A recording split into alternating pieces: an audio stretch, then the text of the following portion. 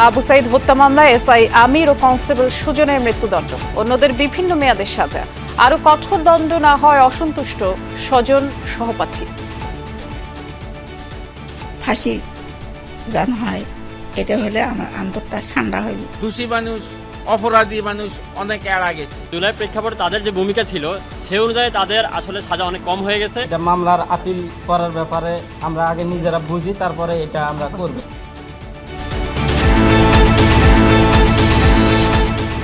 দেশে হাম ও উপসর্গ নিয়ে দীর্ঘ হচ্ছে মৃত্যুর মিছিল। 5 জেলায় প্রাণ গেছে আরো 10 শিশুর। আতঙ্কিত অভিভাবকরা। শিশু ওয়ার্ডে আসছিলাম, তো ওই জায়গা থেকে এই যে র্যাশ উঠতে আছে, তখন আবার আমাদের 5 তলায় আনছে। সবসময় জ্বর 100-এর উপরে থাকে, জ্বর কমে না। ডাক্তার আমাদেরকে শিওর দিল যে এটা আহাম ধরেছে। আমদর যখন হলো তখন আমরা ডাক্তার বান্ধব এখানে ভর্তি করছি।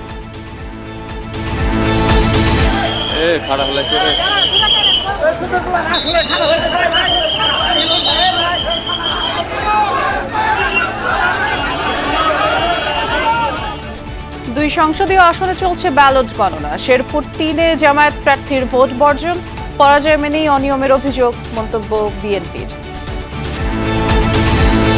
যে কয়েকটি গণবিরোধী বিল আজকে পাশ হয়েছে, আমরা তার দায় নিতে চাই না। এই জন্য আমরা এখন সংসদ থেকে ওয়াকআউট করছি। আপত্তি সত্ত্বেও কয়েকটি বিল পাশ করায় সংসদে বিরোধী দলের ওয়াকআউট। সংরক্ষিত নারী আসনে সম্ভাব্য প্রার্থী চূড়ান্ত করেছে বিএনপি জামায়াত। আমাদের তো ভোগান্তি শেষ নাই, আসলে আমাদের পরতে ভোগান্তি। ওয়ার্কিং আওয়ার পুরোটাই অর্ধেকের বেশি চলে যায়। আমরা চেষ্টা করছি নানা ব্যবস্থা নিতে, মানুষকে বোঝাতে। তেল নিয়ে সরকারের বিবৃতির সাথে মিলছে না ফিলিং স্টেশনের চিত্র। জ্বালানি সংকট মোকাবেলায় রাজধানীর কিছু স্কুলে অনলাইন ক্লাসের সিদ্ধান্ত। আমরা 3 দিন তাদেরকে স্কুলে আনবো, আর 3 দিন তারা বাসাতে ক্লাস করবে। আকাশসীমা লঙ্ঘন ও লেবাননে ইসরায়েলি হামলা ঘিরে অনিশ্চয়তায় যুদ্ধবিরতি। চুক্তি না হওয়া পর্যন্ত ইরানকে ঘিরে থাকবে মার্কিন রণতরী, বললেন ট্রাম্প। শহীদ আবু সাইদ হত্যা মামলার রায় ঘোষিত হলো ট্রাইব্যুনালে। আবু সাইদকে হত্যার দায়ে রংপুরের 2 পুলিশ কর্মকর্তাকে ফাঁসি, 3 পুলিশ কর্মকর্তাকে যাবজ্জীবন কারাদণ্ড দেওয়া হয়।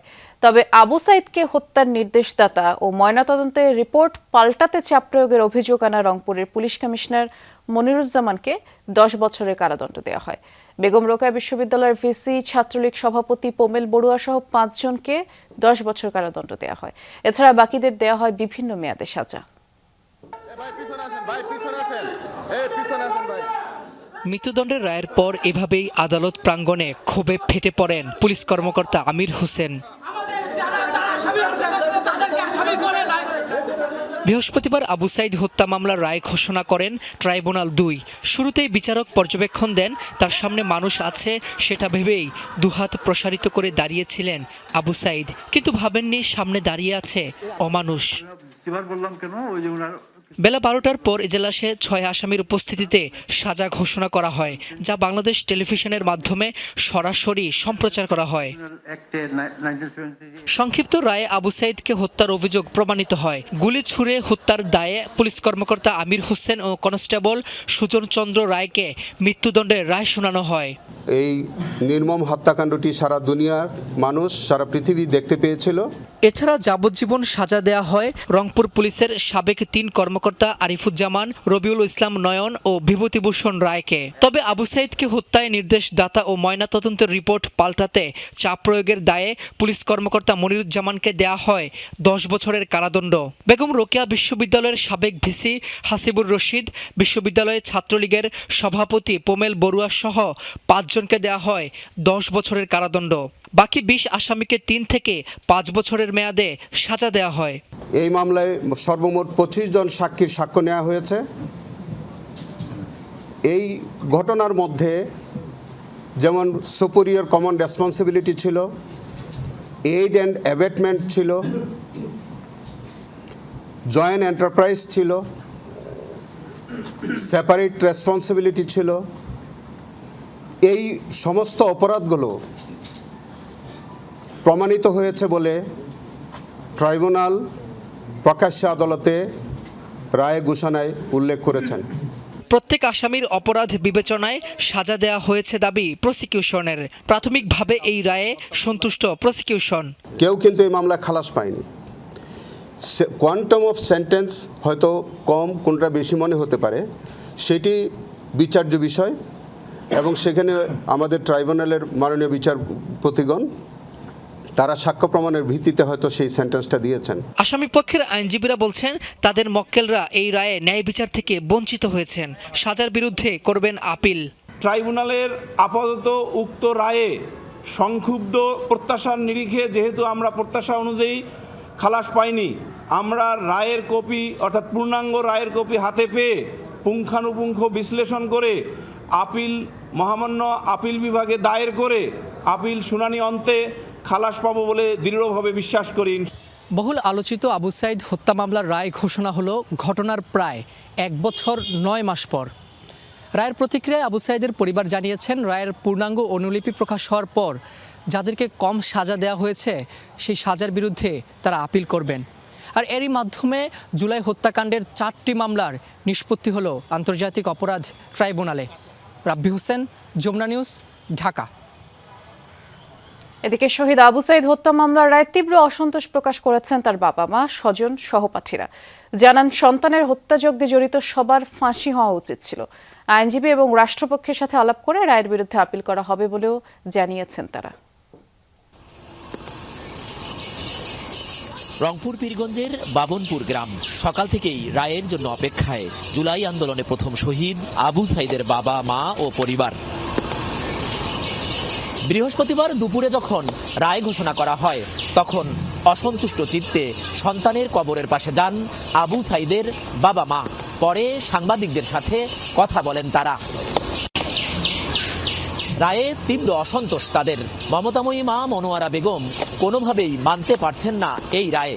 তার দাবি, আবু সাইদকে সীমাহীন নির্যাতন করেছেন ছাত্রলীগের পোমেল বড়ুয়া, অথচ তাকে মাত্র 10 বছরের কারাদণ্ড দেয়া হয়েছে। বাবা মকবুল হোসেনের কণ্ঠেও ক্ষোভের বারুদ। ফাঁসি জানা হয়, এটা হলে আমার অন্তরটা ঠান্ডা হইল। বড়ুয়ালের বেশি দোষ। আরো অনেক মানুষ দূরের ফাঁসিকে অনেক মানুষের দোষী ফাঁসি হয় নাই। দোষী মানুষ, অপরাধী মানুষ অনেক এড়া গেছে, ভারতত পালে গেছে, সাজা কম দেওয়া হয়েছে। আর পোমেল বড়ুয়া এ তো অত্যন্ত অপরাধী মানুষ। অসন্তোষ প্রকাশ করেছেন মামলার সাক্ষী ও এলাকাবাসী। পুলিশের কর্মকর্তা এসি ইমরান কিন্তু সামনে থেকে লিড দিয়েছে, ঢিল ছুঁড়েছে, কিন্তু সেই পুলিশের কর্মকর্তা এসি ইমরানের কিন্তু কোনো শাস্তি দেওয়া নেই এবং তার নাম কিন্তু এই আসামিদের লিস্টেও নেই। তো এটা আমাদের জন্য দুঃখের। অনেকজন পুলিশ কিন্তু হচ্ছে ওনার মাথার পিছনে লাঠি দিয়ে আঘাত করছে, যার ফলে এটা উনি ব্যাপক ওনার হচ্ছে শরীরে ক্ষতি হয়েছে, কিন্তু ওই ব্যাপারে আমাদের প্রত্যাশিত আমরা রায় পাই না।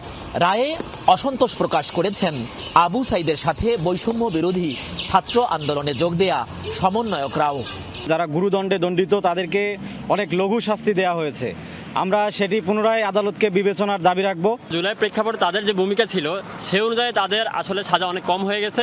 তবে সাজা নিয়ে সন্তুষ্ট না হলেও রায় হওয়ায় সন্তোষ প্রকাশ করেছেন রোকেয়া বিশ্ববিদ্যালয়ের উপাচার্য।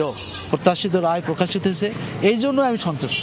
কিন্তু রায়ের যে ধরন, কারা প্রকৃত দোষী ছিল তাদের যে রায় হয়েছে, প্রকৃতভাবে তারা শাস্তি পাইছে কিনা, আবার কোন নিরপরাধ ব্যক্তি এখানে শাস্তির মধ্যে আসছে কিনা। আইনজীবী এবং রাষ্ট্রপক্ষের সাথে আলাপ আলোচনা শেষে রায়ের বিরুদ্ধে আপিল করার কথা জানিয়েছেন আবু সাইদের পরিবার। ছাত্রদের সাথে পরামর্শ করে এই সামনে আবার এটা মামলার আপিল করার ব্যাপারে আমরা আগে নিজেরা বুঝি, তারপরে এটা আমরা করব। পুলিশের যারা রংপুরে ঊর্ধ্বতম কর্মকর্তা তাদের সাজা কম হয়েছে এটা আমাদের মনে হয়, এবং ছাত্রলীগ সভাপতি যে পোমেল বড়ুয়া ছিল কিন্তু তার ফাঁসি হওয়ার দরকার ছিল। সরকার, মাঝারুল মান্নান, যমুনা নিউজ, রংপুর। হামের উপসর্গ নিয়ে রাজশাহী, বরিশাল, খুলনা, ময়মনসিংহ, সিলেট মেডিকেলে আরও 10 শিশুর মৃত্যু হয়েছে। এর মধ্যে রাজশাহীতেই প্রাণ গেছে 4 শিশুর। আক্রান্ত ও মৃতের সংখ্যা বাড়তে থাকায় অভিভাবকরা আতঙ্কিত। চিকিৎসকরা বলছেন, হামের ভ্যাকসিন না দেয়া, ঠিকমতো চিকিৎসা না নেওয়া সহ বিভিন্ন কারণে মৃত্যুর সংখ্যা বাড়ছে। সাবধানতা ও স্বাস্থ্যবিধি মানার আহ্বান জানান তারা। আশেপাশের বিভিন্ন জেলা থেকে হামের উপসর্গ নিয়ে প্রতিদিনই নতুন রোগী আসছে রাজশাহী মেডিকেল কলেজ হাসপাতালে। দীর্ঘ হচ্ছে মৃত্যুর মিছিল। হাসপাতাল কর্তৃপক্ষ জানায় বুধবার সকাল 8টা থেকে বৃহস্পতিবার সকাল 8টা পর্যন্ত হামের উপসর্গ নিয়ে মারা গেছে আরও 4 শিশু। এর মধ্যে 2 জনের বাড়ি কুষ্টিয়ায়, 1 জন চাঁপাইনবাবগঞ্জের, আরেক শিশুর বাড়ি রাজশাহীতে। গত জানুয়ারি থেকে এ পর্যন্ত রাজশাহীর বিভিন্ন হাসপাতালে প্রাণ গেল 60 জনের। তাতে বিপর্যস্ত সন্তানহারা পরিবারগুলো। ময়মনসিংহ বিভাগেও বাড়ছে প্রাণহানি। বৃহস্পতিবার সকাল 9টা পর্যন্ত আগের 24 ঘন্টায় ময়মনসিংহ মেডিকেলে হামের উপসর্গ নিয়ে মারা গেছে 2 শিশু। এছাড়া বরিশাল শেরি বাংলা মেডিকেলে 2 এবং সিলেট ওসমানী মেডিকেলে মারা গেছে 1 শিশু। চিকিৎসকরা বলছেন হামের টিকা নেয়ার বয়স হওয়ার আগেই আক্রান্ত হচ্ছে অনেক শিশু। ছোট বাচ্চাদের রোগ প্রতিরোধ ক্ষমতা এমনিতেই একটু কম থাকে, ফলশ্রুতিতে দুর্ভাগ্যজনক এবং দুঃখজনকভাবে নন ভ্যাকসিনেটেড বাচ্চাদের মধ্যেই মারা যাওয়ার হারটা অনেক বেশি। বিভিন্ন জেলার হাসপাতালগুলোতেও বাড়ছে হামের উপসর্গ নিয়ে রোগী ভর্তির সংখ্যা। কোথাও কোথাও জায়গা সংকটে ওয়ার্ডের বাইরে বারান্দায় রেখেও চিকিৎসা দেয়া হচ্ছে। এতে বাড়ছে সংক্রমণ ঝুঁকি। হাসপাতালে অনেক তো হচ্ছে গ্যাঞ্জাম, মানে বাচ্চা জায়গা পাওয়া যাচ্ছে না, খুবই কষ্টকর ব্যাপার। জ্বর ঠান্ডা নিয়ে আসছিলাম, জ্বর ঠান্ডার চিকিৎসা হচ্ছে এখন, রক্ত ব্লাড সব পরীক্ষা করেছি, তো এই রক্ত চিকিৎসাটাই চলছে এখন। ডাক্তার আমাদেরকে শিওর দিল যে এটা আহাম ধরেছে। আমাদের যখন হলো তখন আমরা ডাক্তার বান্ধব এখানে ভর্তি করছি। রিপোর্ট দেখে বলছে যে নিউমোনিয়া হয়েছে, তারপর শিশু ওয়ার্ডে আসছিলাম, তো ওই জায়গা থেকে এই যে র্যাশ উঠতে আছে, তখন আবার আমাদের 5 তলায় আনছে। মহামারী আকারে তো আতঙ্কিত, জ্বর এটা আতঙ্কিত, এটা তো ভালো না, সবসময় জ্বর 100-এর উপরে থাকে, জ্বর কমে না। এদিকে পঞ্চম দিনের মতো দেশের 18 জেলার 30 উপজেলায় শিশুদের হামের টিকা দেয়া হয়েছে। জাহিদ হাসান, যমুনা নিউজ। শেরপুর 3 আসনের ভোট গ্রহণ শেষে এখন গণনা চলছে। ঝিনাইগাতি উপজেলা নির্বাচন অফিসে সহকর্মী আল আমিন হক অহন অপেক্ষা করছেন আমাদের জন্য। অহন, আমাদেরকে জানাবেন ভোট গণনার সবশেষ কি তথ্য আছে আপনার কাছে? এবং আমি রয়েছে ঝিনাইগাতিতে, এবং এই সেই ঝিনাইগাতিতে যে ভোট গণনা সেটি সমন্বিতভাবে কন্ট্রোল সেন্ট্রাল ইউনিটে আসছে, এবং আমি সেই দৃশ্য দেখাতে চাই। এবং আমি সকাল থেকেই বলছিলাম যে বেশ শান্তিপূর্ণভাবেই ভোট হলো, শেষ বিকেলের দিকে সেটি আর শান্তিপূর্ণ থাকেনি। এবং আমি দেখছিলাম কর্মকর্তারা যারা ভোট গ্রহণের সঙ্গে জড়িত ছিলেন এখানে তারাই অবস্থান করছেন। এবং জামায়াতের প্রার্থী যখন ভোট বর্জনের ঘোষণা দেন মাত্র 1.5 ঘন্টা আগে ভোট শেষ হওয়ার, তারপর থেকে মোটামুটি নিশ্চিত হয়ে যায় যে বিএনপির প্রার্থী এই উপনির্বাচনের শেরপুর 3 আসনে জয়লাভ করছেন। এখন পর্যন্ত যদি আমরা জানতে চাই, এখন পর্যন্ত ফলাফলের এখন পর্যন্ত সবশেষ হিসাবটা যদি আমাদের জানা, আমরা সরাসরি সম্প্রচারে আছি।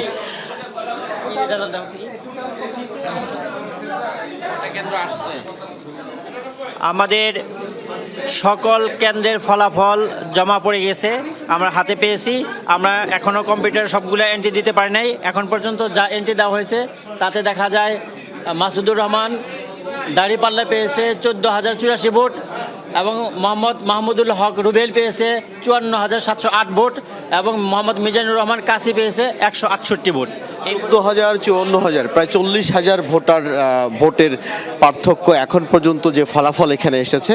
40,000 ভোটের এই পার্থক্যের কথা আমি বলছি ঝিনাইগাতি উপজেলায় এখন পর্যন্ত ভোটের যে ফলাফল এখানে পাওয়া গেছে। এবং আমি বলছিলাম যখন ভোট বর্জন করেন তারপর থেকেই কিন্তু মোটামুটি নিশ্চিত হয়ে যায় যে কে জিতে যাচ্ছেন, অর্থাৎ এই আসনটিতে ভোট বর্জনের পরপরই, যে কারণে সাধারণ মানুষের খুব বেশি আগ্রহ নেই এখন ভোট গণনা দেখার জন্য। অন্যান্য সময় এখানে যে পরিমাণ মানুষের উপস্থিতি থাকে, এখন একেবারে কর্মকর্তারা তাদের নিয়মতান্ত্রিক যে কাজগুলো সেগুলো শেষ করছেন। দেখছিলাম আপনার মাধ্যমে, ধন্যবাদ অহন। আমরা বগুড়া 6 আসনের ভোট গণনার তথ্য জানবো, সহকর্মী মেহেরুল সুজন অপেক্ষা করছেন। সুজন, ভোট গণনার সবশেষ কি তথ্য আছে একটু বিস্তারিত করে জানাবেন। এই মুহূর্তে আমি রয়েছি বগুড়ার জেলা সিনিয়র নির্বাচন কর্মকর্তার কার্যালয়, এবং এখানে কিন্তু ফলাফল ঘোষণা চলছে। একেবারে বলা চলে যে সন্ধ্যার পর থেকে কিন্তু ফলাফলগুলো আসতে শুরু করেছে। আমি সর্বশেষ তথ্যটুকু জানিয়ে একটু শুরু করতে চাই। বৃষ্টি বগুড়ার এই আসনে, অর্থাৎ বগুড়া 6 আসনের নির্বাচনে 150টি ভোট কেন্দ্রের মধ্যে এখন পর্যন্ত আমার হাতে ফলাফল 66টি কেন্দ্রে বিএনপি মনোনীত প্রার্থী রেজাউল করিম বাদশা 56,604 ভোট পেয়েছেন। তার প্রতিদ্বন্দ্বী এখন পর্যন্ত রয়েছেন জামায়াতে ইসলামের মনোনীত প্রার্থী আবিদুর রহমান সোহেল। তার প্রাপ্ত ভোট এই ৬৬ কেন্দ্রে ২২,৬৮৮, অর্থাৎ এখন পর্যন্ত প্রায় ৩৪-৩৫ হাজার ভোটের ব্যবধানে বিএনপি মনোনীত প্রার্থী যিনি রেজাউল করিম বাদশা তিনি কিন্তু এগিয়ে রয়েছেন এই ৬৬টি কেন্দ্রের ফলাফলে। এখনো ২০টি মোটামুটি ফলাফল বাকি রয়েছে, সেগুলো পর্যায়ক্রমে আসছে এবং নির্বাচনের যারা কর্মকর্তা তারা কিন্তু সেটি এখানে ঘোষণা করছেন। বেশি আরেকটি তথ্য জানিয়ে রেখে এই নির্বাচনে পোস্টাল ব্যালটের যে কেন্দ্রটি, অর্থাৎ আমাদের যারা দেশের বাইরে এইখানকার ভোটার তারা যে ভোটগুলো দিয়েছেন সেখানে কিন্তু এগিয়ে রয়েছেন বিএনপির প্রার্থী রেজাউল করিম বাদশা। তিনি সেখানে পেয়েছেন ৭০০। নিকটতম প্রতিদ্বন্দ্বী এখন পর্যন্ত যিনি রয়েছেন জামায়াতে ইসলামীর আবিদুর রহমান সোহেল, তিনি পোস্টাল ভোট পেয়েছেন ২৪২টি। তো বৃষ্টি আমার কাছে এই ছিল বগুড়া ৬ আসনের যে উপনির্বাচন তার সর্বশেষ ফলাফল। শুনছিলাম আমরা। ধন্যবাদ সুজন। শেরপুর ৩ আসনের নির্বাচন শেষ হয় ধাওয়া পাল্টা ধাওয়া, জাল ভোটের অভিযোগ আর জামায়াতের প্রার্থীর ভোট বর্জনের মধ্য দিয়ে। ভোট শেষ হবার ১.৫ ঘন্টা আগে নির্বাচন বয়কট করে জামায়াতের প্রার্থী। বলেন সুষ্ঠু ভোট হলে তিনি জয়লাভ করতেন। তবে এসব অভিযোগ ভিত্তিহীন বলছেন বিএনপি প্রার্থী। অপেক্ষার অবসান ঘটিয়ে প্রায় ২ মাস পর স্থগিত থাকা শেরপুর ৩ আসনে ভোটের আয়োজন। বৃহস্পতিবার সকাল থেকেই শান্তিপূর্ণভাবে কেন্দ্রমুখী ছিলেন ভোটাররা। বিশেষ করে নারী ভোটারদের অংশগ্রহণ ছিল চোখে পড়ার মতো। আল্লাহর রহমতে হেনারও শান্তি নাই, এনে শুয়ে শান্তিতে আমরা দিন কাটাবো। হ্যাঁ, কোনো সমস্যা নাই। দুপুরের পরেই বিভিন্ন কেন্দ্রে ঘটে ধাওয়া পাল্টা ধাওয়ার ঘটনা। মামদামিপুর দাখিল মাদ্রাসা কেন্দ্রে বিএনপি জামায়াতের ২ পক্ষের মধ্যে হয় হাতাহাতি, আর শ্রীবর্দী সরকারি কলেজ কেন্দ্রে পুলিশের সঙ্গে ধাওয়া পাল্টা ধাওয়া হয় বিএনপি সমর্থকদের। আপনি কাগজ ছাড়া আপনি শুনেন। অনেক কেন্দ্রে জাল ভোটারকে আটক করা হয়। জাল ভোট দিতে এসে এমন সহজ স্বীকারোক্তিও দেন অনেকে। একবার ভোট দিয়ে আর একবার কেন আসলেন? বড় ভাইয়ের ভোট দিতে আসলাম, বলছিল ওখানে যে বড় ভাই ঢাকা থাকে না, বলছিল যে হ্যাঁ ভোট দিতে কোনো সমস্যা হইব না, দিতে পারবা। বড় ভাইয়ের ভোট আপনি দিতে পারবেন, এইটা বড় ভাই আপনাকে জানিয়েছে, তার ভোটটা আপনি দিতে আসছিলেন? জি। পরে বেলা ৩টায় সংবাদ সম্মেলনের ডাক দেয় জামায়াত প্রার্থী। বিভিন্ন কেন্দ্রে ভোট জালিয়াতির অভিযোগে বর্জন করেন নির্বাচন। এমন পরিস্থিতিতে নির্বাচন সুষ্ঠু হবে না, এটি আপনারা দেখেছেন, আমিও দেখেছি, আমাদের নেতাকর্মীও দেখেছে, জনগণ দেখেছে, ভোটাররাও দেখেছে। এরকম পরিস্থিতিতে আমি নির্বাচনকে বয়কট করলাম এবং নির্বাচনকে বর্জন করলাম। তবে এসব অভিযোগ ভিত্তিহীন বলে দাবি করেন ধানের শীষের প্রার্থী। একটা কেন্দ্রে কোনো সিল মারা, কোনো কেন্দ্র দখল, কোনো ধরনের কেন্দ্রে বিশৃঙ্খল পরিবেশ কেন্দ্রের ভিতরে হয়েছে একটা নজিরও তারা দেখাইতে পারবেন না।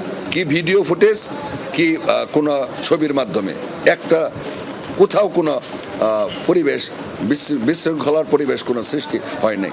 সমস্ত এজেন্ট নিয়ে প্রত্যেকটা কেন্দ্র থেকে বের হয়ে চলে আসা, এটা অবশ্যই পূর্ব পরিকল্পনার অংশ। এদিকে রিটার্নিং কর্মকর্তা জানিয়েছেন কয়েকটি কেন্দ্রে জাল ভোটের অভিযোগে ৩ জনকে শাস্তির আওতায় আনা হয়েছে। বিকেল 4:30টায় ২ উপজেলার ১২৮টি কেন্দ্রে শেষ হয় ভোট গ্রহণ। এরপর শুরু হয় গণনা। ভোট শেষ হওয়ার ১.৫ ঘন্টা আগেই ভোট বর্জন করে জামায়াতের প্রার্থী। এতে মোটামুটি নিশ্চিত জয় পাচ্ছেন বিএনপির প্রার্থী। তারপরেও ভোটাররা করছেন অপেক্ষা সেই আনুষ্ঠানিকতার। আল আমিন হক, যমুনা নিউজ, শেরপুর। সংসদে পাশ হওয়া বেশ কয়েকটি বিলকে গণবিরোধী আখ্যা দিয়ে ওয়াকআউট করেছে জামায়াত সহ বিরোধী দলগুলো। এদিন সংসদে পাশ হয়েছে স্থানীয় সরকার পৌরসভা সংশোধনী বিল, মানবাধিকার কমিশন বিল ২০২৬, বিচারক নিয়োগ ও সুপ্রিম কোর্ট সচিবালয় রহিতকরণ বিল ২০২৬।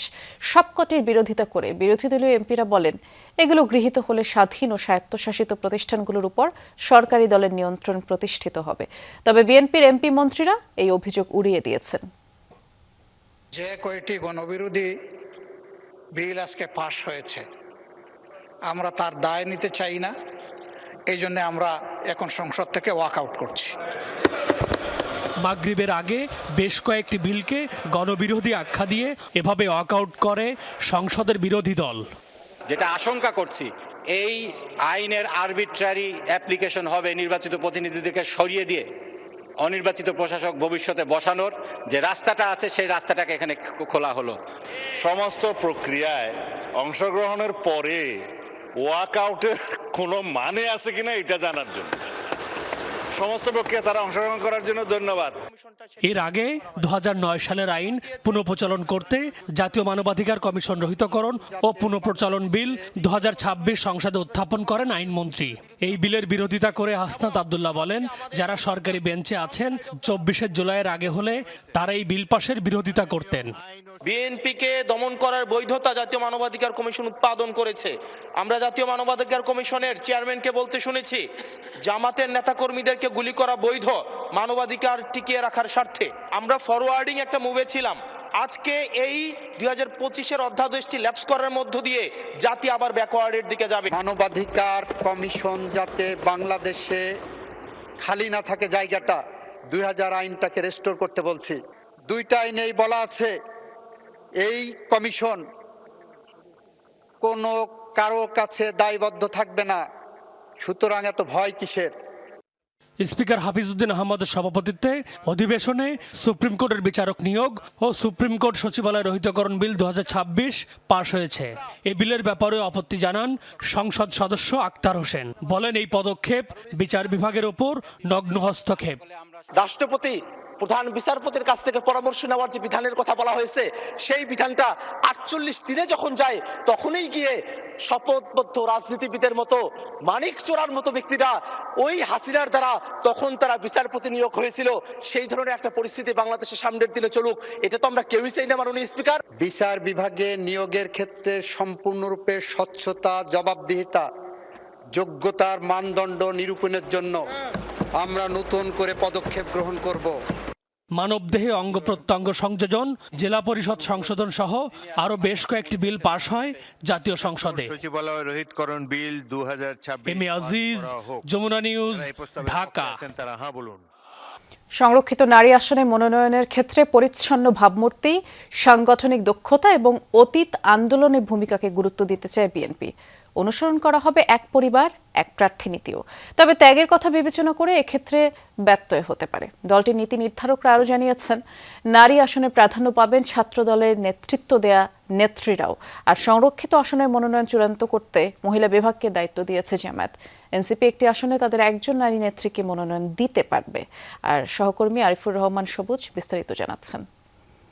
যেহেতু একটা খারাপ কালচার বাংলাদেশে সরাসরি নির্বাচিত না হলেও বিল পাস, আইন প্রণয়ন থেকে শুরু করে রাষ্ট্রীয় গুরুত্বপূর্ণ ইস্যুতে সংসদে গুরুত্বপূর্ণ ভূমিকা পালন করেন সংরক্ষিত আসনের সদস্যরা। মধ্যপ্রাচ্য ছাড়াও আরপিও অনুযায়ী ত্রয়োদশ জাতীয় সংসদ নির্বাচনের প্রাপ্ত আসনের অনুপাতে এবার সরকারি দল বিএনপির নেতৃত্বাধীন জোট পাচ্ছে 36টি আসন, আর 13টি পাবে জামায়াত জোট, একটি পাবেন স্বতন্ত্রভাবে নির্বাচিতরা। নিরঙ্কুশ বিজয়ের পর থেকেই সংরক্ষিত নারী আসনে মনোনয়ন পেতে দৌড়ঝাঁপ শুরু করেন বিএনপির নেত্রীরা। এর মধ্যেই জমা পড়েছে কয়েকশো নারী নেত্রীর জীবন বৃত্তান্ত।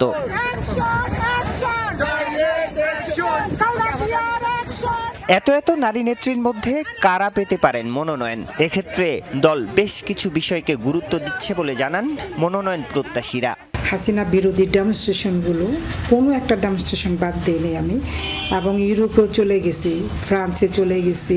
হাসিনা বিরোধী অনেক কিছু, যার জন্য আমি দেশে আসতে পারি নাই। নিজের জন্মস্থান এবং নিজের যেহেতু শফিউল বাড়ি বাবুর আমার এলাকা, সে সেখানকার নিয়ে স্বপ্ন দেখতো, সেই স্বপ্নগুলো বাস্তবায়ন করতে চাই।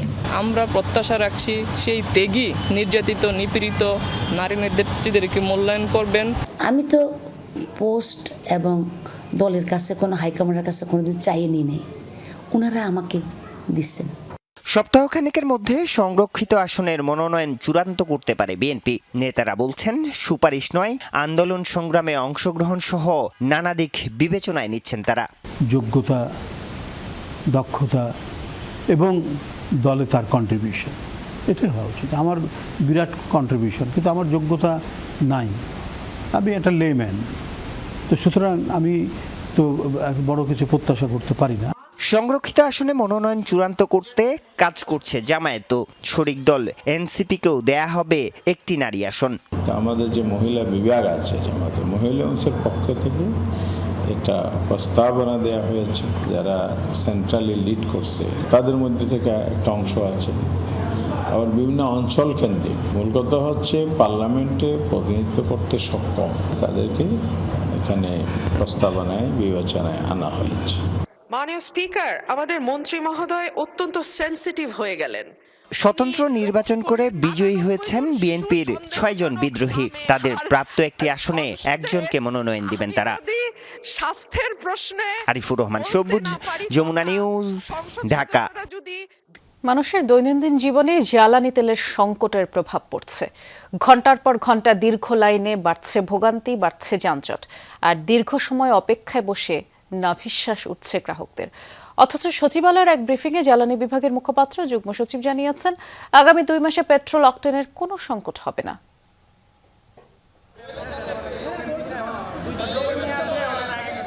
রাজধানীর উত্তরার একটি পেট্রোল পাম্প এটি। আগের রাতে সিরিয়ালের টোকেন দেয়া নিয়ে এই বাকবিতণ্ডা। কর্তৃপক্ষের কাছে জানতে চাইলে বলেন এই টোকেন পাম্পের কেউ দেয়নি। আমাদেরকে এই পাম্প থেকে এই টোকেন দেওয়া হয়েছে সবাইকে, যে তোমরা আগামীকাল আসবা, তোমাদেরকে আগে তেল দেওয়া হবে। আমরা কোনো টোকেন দেই নাই, আমাদের জানা সেটা আমাদের টোকেন যারা আছে কেউ দেয়নি। এখন ভালোভাবে জানতে হবে দিছে কিনা কেউ। আমাদেরকে সিরিয়াল দিয়ে কালকে সারাদিন কষ্ট করার পরে টোকেন দিয়ে আমাদেরকে বাসায় পাঠাইছে। এটা আমাদের টোকেন, বাট আমরা এরকম করে বিগত দিনেও আমরা বিজনেস করতেছি, বা আপনারা তো জানেন যে ক্রাইসিস মোমেন্টে আমরা কখনোই এরকম কোনো টোকেনের মাধ্যমে সিরিয়াল মেনটেন করি না। পাম্পগুলোতে এক বেলাও ঠিকঠাক মতো তেল মিলে না। বেশিরভাগ সময়ই তেল নেই, নোটিশ ঝুলিয়ে বন্ধ থাকে ফিলিং স্টেশনগুলো। দীর্ঘ অপেক্ষায় গ্রাহকদের ওঠে নাভিশ্বাস।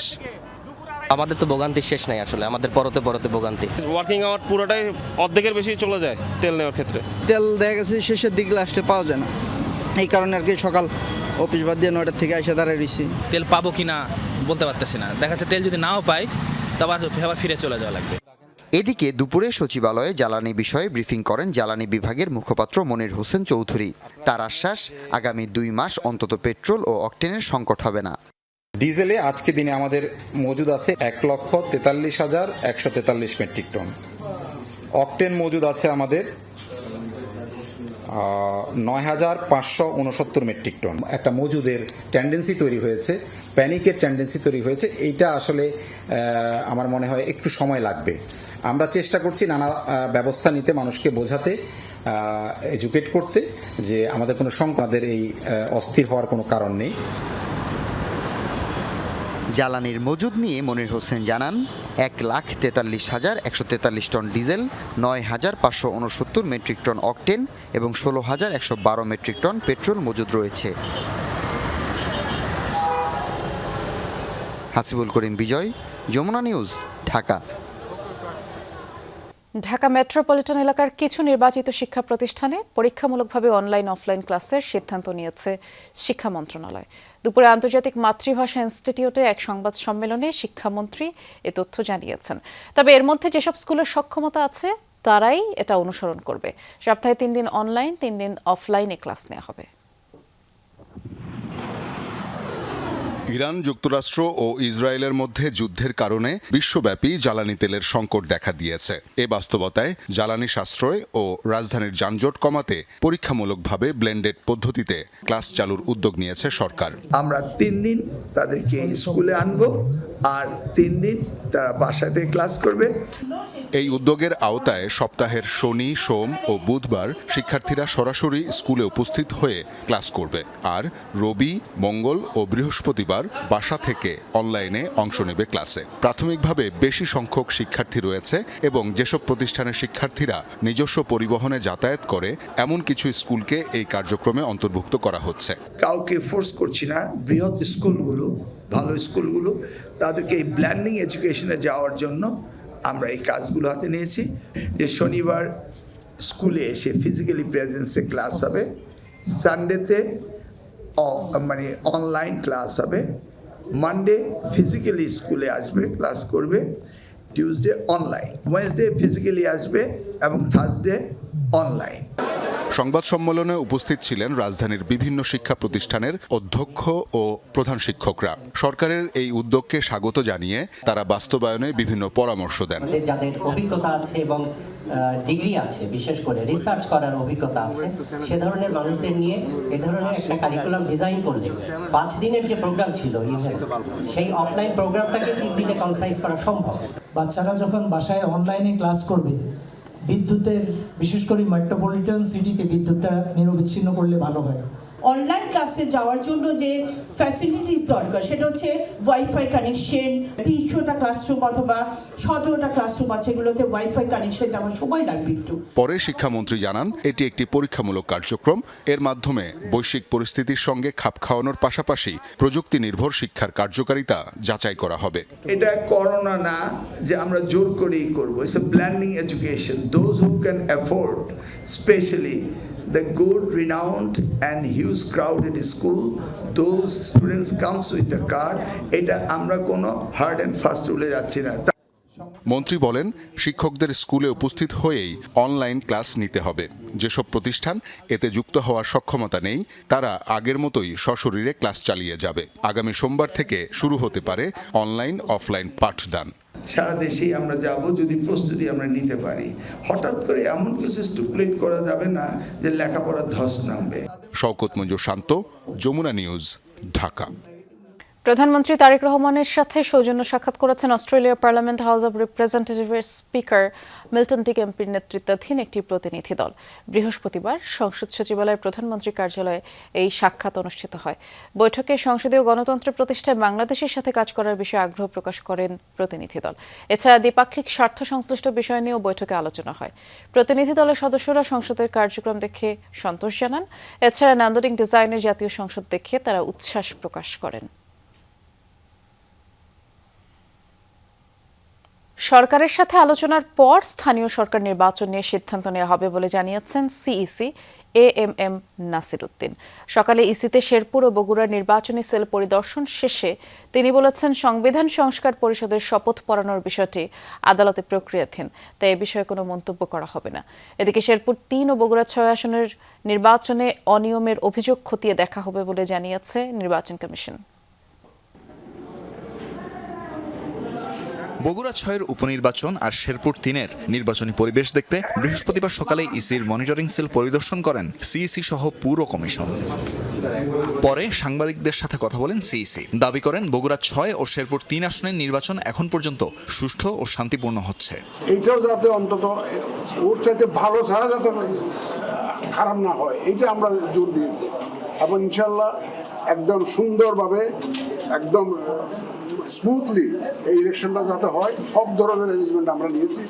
স্থানীয় সরকার নির্বাচনের জন্য কমিশন সরকারের উপর নির্ভরশীল বলে জানান সিইসি। বলেন, আইনের পরিবর্তন হবে কিনা এ নিয়ে অপেক্ষায় ইসি। সরকারের সাথে আমাদের বসতে হবে, অনেক আলাপ আলোচনা করা আছে, আইন কানুন এই যে রয়েছে এগুলো পাশ করার ব্যাপার আছে, সবকিছু মিলিয়ে সার্বিক পরিস্থিতি বিবেচনা করে পরে আমরা একটা সরকারের সাথে আলাপ আলোচনা করে একটা সিদ্ধান্ত পরে কমিশন সিদ্ধান্ত নেবে। সংবিধান সংস্কার পরিষদের সদস্যদের শপথ পড়ানোর বিতর্ক নিয়ে প্রশ্ন করা হলে মন্তব্য করতে চাননি প্রধান নির্বাচন কমিশনার। আদালতে মামলা হয়েছে, তো হাইকোর্টে মামলা হয়েছে, যেটা হাইকোর্টে বিচারাধীন বিষয়, সেটি ব্যাপারে আমি কোনো মন্তব্য করতে চাই না। চট্টগ্রামের 2 ও 4 আসনের ফল নিয়ে জানতে চাইলে সিইসি বলেন, এ বিষয়ে আদালতের সিদ্ধান্ত অনুযায়ী ব্যবস্থা নেওয়া হবে। এটা আদালতের এখতিয়ার, তানভীর মৌসুম, যমুনা নিউজ, ঢাকা। গণভোটের রায় বাস্তবায়নের জন্য বিরোধী দলকে রাজপথে ঠেলে দেওয়া হচ্ছে বলে জানিয়েছেন জামায়াত ইসলামের সেক্রেটারি জেনারেল অধ্যাপক মিয়া গোলাম পরোয়ার। বিকেলে গণভোটের রায় বাস্তবায়নে সপ্তাহব্যাপী কর্মসূচির উদ্বোধন অনুষ্ঠানে তিনি কথা জানিয়েছেন। জুলাই আন্দোলনের ছাত্রদের ত্যাগের কথা স্মরণ করে সংবিধান সংস্কার পরিষদের শপথ নিতে বিএনপিকে আহ্বান জানায় তিনি। এ সময় উপনির্বাচন ইস্যুতে সেক্রেটারি জেনারেল বলেছেন, শেরপুর ও বগুড়ার উপনির্বাচনে ব্যাপক অনিয়ম কারচুপি হয়েছে। এই নির্বাচন প্রমাণ করেছে দলীয় সরকারের অধীনে সুষ্ঠু নির্বাচন সম্ভব নয়। জাতিকে বলতে হবে, আজকে যেমন আপনি আপনার মন্ত্রীরা বলছে গণভোট অবৈধ, অর্ডিন্যান্স জারি করে গণভোট বাতিল করছেন, তার অর্থ হলো আমাদের দেশের প্রধানমন্ত্রীর ভোটকে বাতিল করার জন্য অর্ডিন্যান্স আনা হয়েছে পার্লামেন্টে। এই গণভোট বাতিল করার অর্থ আপনার ভোটকে বাতিল করা। তাহলে আপনাকে স্বীকার করতে হবে যে আপনি সেদিন হা ভোটে আপনি পক্ষে ভোট দেননি। তা না হলে আমরা ধরে নেব যে আপনার দেওয়া ভোটকে আপনি অস্বীকার করছেন। মধ্যপ্রাচ্যে যুদ্ধবিরতির একদিনের মাথায় চরম অনিশ্চয়তা তৈরি হয়েছে। তেহরানের অভিযোগ, প্রথম দিনেই লেবাননে হামলা, ইরানের আকাশসীমা লঙ্ঘন সহ 3টি শর্ত ভেঙেছে ইসরায়েল। আর এমন পরিস্থিতিতে আলোচনা অর্থহীন। লেবানন যুদ্ধবিরতির অন্তর্ভুক্ত নয়, তেল আবিবের সুরে একই কথা বলছে ওয়াশিংটন। আলোচনা ভেস্তে দিলে ভুল করবে তেহরান, দিয়েছে সতর্কবার্তা। পূর্ণাঙ্গ চুক্তি না হওয়া পর্যন্ত ইরানকে ঘিরেই থাকবে রণতরী সহ মার্কিন বহর, হুঁশিয়ারি ডোনাল্ড ট্রাম্পের। টানা প্রায় 40 দিনের উত্তেজনার পর অবশেষে 2 সপ্তাহের যুদ্ধবিরতি। সব ঠিক থাকলে ইসলামাবাদে শনিবার সকালে হতে যাচ্ছে যুক্তরাষ্ট্র ইরান হাই প্রোফাইল বৈঠক। মার্কিন প্রতিনিধি দলের নেতৃত্ব দেবেন ভাইস প্রেসিডেন্ট জেডি ভান্স। ইরানের শীর্ষ আলোচক পার্লামেন্ট স্পিকার বাঘের কালিবাফ। সঙ্গে থাকবেন পররাষ্ট্রমন্ত্রী আব্বাস আরাকচি। কিন্তু একেবারেই মসৃণ নয় শান্তি আলোচনার পথ, রয়েছে কঠিন কূটনৈতিক চ্যালেঞ্জ। 2 প্রতিপক্ষ এক টেবিলে বসার আগেই লেবাননে হামলা ঘিরে তৈরি হয়েছে বিবাদ। ইরানের প্রস্তাবিত 10 দফার অন্যতম শর্ত ছিল মিত্রদের ওপর হামলা বন্ধ, কিন্তু বাস্তবে তা হয়নি। উল্টো লেবাননে ইসরায়েলের এ যাবৎকালের ভয়াবহতম হামলার পর জটিল রূপ নিয়েছে পরিস্থিতি। ইসরায়েলি প্রধানমন্ত্রী বেনিয়ামিন নেতানিয়াহুর দাবি, যুদ্ধবিরতির আওতাভুক্ত নয় লেবানন। তেল আবিবের পক্ষে সাফাই গাইছে যুক্তরাষ্ট্র। দাবি, লেবাননের বিষয়ে কোনো অঙ্গীকার করেনি তারা। এ নিয়ে বিভ্রান্ত তৈরি হয়েছে বলে স্বীকার করেছেন vice president JD Vance. Lebanon ইস্যুতে শান্তি আলোচনা ভেস্তে দেয়া ইরানের জন্য বুদ্ধিমানের কাজ হবে না বলেও মন্তব্য করেছেন তিনি। ইরানিরা ভেবেছিল লেবানন যুদ্ধবিরতির আওতাভুক্ত, কিন্তু তা হয়নি। আমরা কখনোই এমন অঙ্গীকার করিনি। ইরানকে পরবর্তী পদক্ষেপ নিতে হবে, নয়তো যুদ্ধে ফেরার মতো অনেক অপশন আছে প্রেসিডেন্ট ট্রাম্পের। ইরানকে গুরুত্বের সাথে আলোচনার টেবিলে বসতে আহ্বান জানাচ্ছি, নয়তো ভয়াবহ পরিণাম ভোগ করবে। আরও এক ধাপ এগিয়ে প্রেসিডেন্ট ডোনাল্ড ট্রাম্প বলেন, পূর্ণাঙ্গ চুক্তি না হওয়া পর্যন্ত ইরান ঘিরেই থাকবে মার্কিন সেনারা।